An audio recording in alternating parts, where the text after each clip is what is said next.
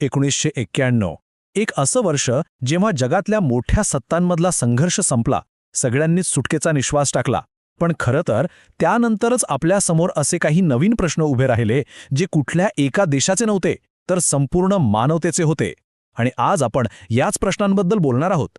तर आज आपण काय काय पाहणार आहोत? सगळ्यात आधी हे जग बदललं कसं आणि नवे प्रश्न कोणते आले. मग आपण पर्यावरण आणि शाश्वत विकासाचा मुद्दा समजून घेऊ. त्यानंतर गरिबी आणि विकासाकडे पाहण्याचा दृष्टिकोन कसा बदलला ते पाहू. आणि सोबतच लिंगभाव आणि महिला सक्षमीकरणाचा विषयही हाताळू. आणि हो, शेवटी या सगळ्यावर पुढचा मार्ग काय असू शकतो यावरही नजर टाकूया. तर मग सुरुवात करूया. बघा, शीतयुद्ध संपलं आणि जणू काही जगाच्या राजकारणाचा नकाशाच बदलून गेला. आता लढाया देशांच्या सीमांपुरत्या राहिल्या नव्हत्या.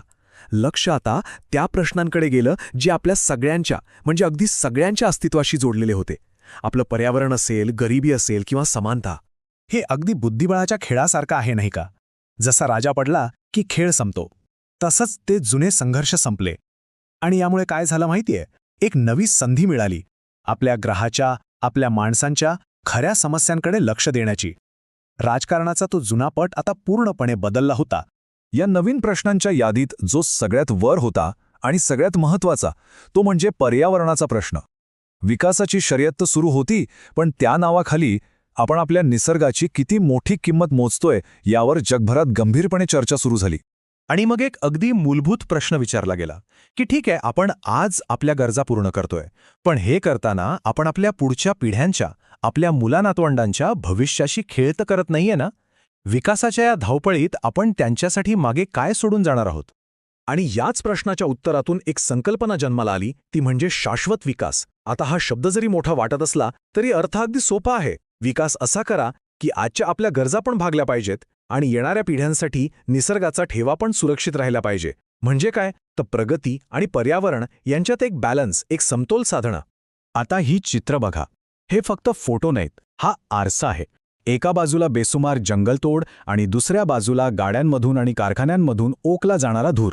हाच तो विकासाचा दुष्परिणाम आहे जो आपलं हवा, पाणी सगळंच दूषित करतोय. आणि याच वास्तवाने संपूर्ण जगाला अक्षरशः हलवून सोडलं आणि विचार करायला भाग पाडलं. बरं, मग या समस्येवर उपाय शोधायला जग एकत्र आलं.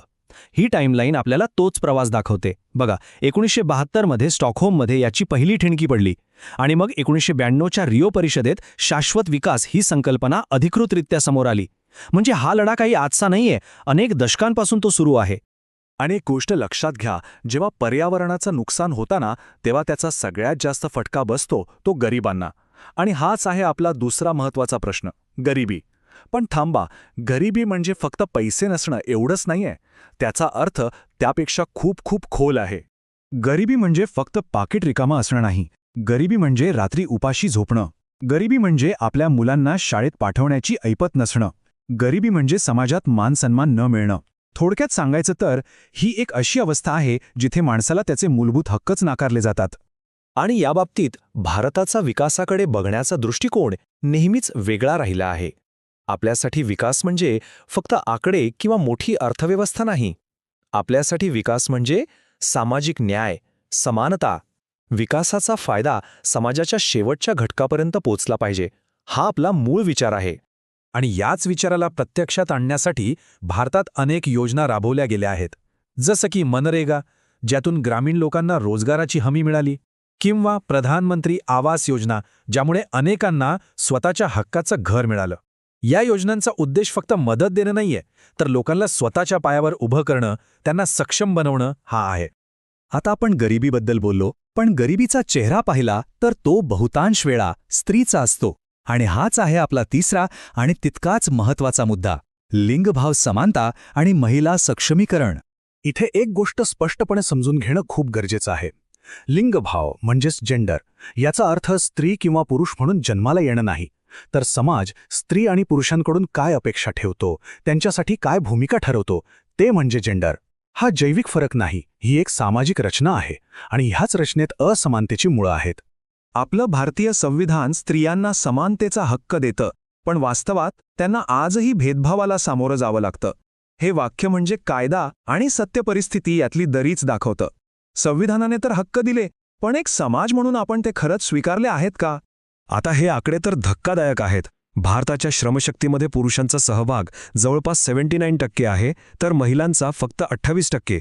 विचार करा किती मोठी तफावत आहे ही.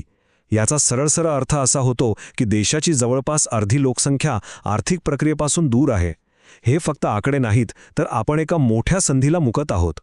ही आव्हानं बघा. आर्थिक असमानता, वेतनातली तफावत, शोषण, शिक्षणाच्या आणि आरोग्याच्या संधींचा अभाव ही फक्त एक यादी नाहीये. हे ते अडथळे आहेत जे महिलांना समान संधी मिळवू देत नाहीत. हा संघर्ष प्रत्येक पातळीवर आहे. म्हणूनच महिला सक्षमीकरण म्हणजे फक्त कायदे करून भागणार नाही, तर समाजाची मानसिकता बदलण्याची ही एक मोठी लढाई आहे.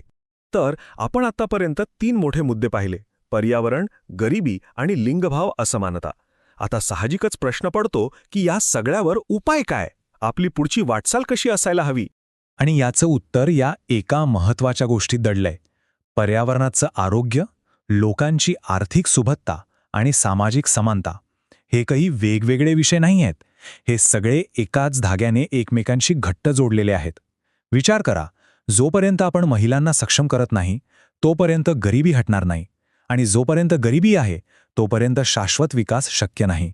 हे सगळं एकमेकांवर अवलंबून आहे. ही जागतिक आव्हानं ऐकायला खूप प्रचंड वाटतात, नाही का? पण याचं उत्तर आपल्या छोट्या छोट्या प्रयत्नांमध्येच दडलेलं आहे. आणि म्हणून जाता जाता एक प्रश्न आपल्या सगळ्यांसाठी: ह्या मोठ्या बदलाची सुरुवात कुठून होते? आपली वैयक्तिक आणि सामूहिक जबाबदारी नक्की कुठे सुरू होते? विचार नक्की करा.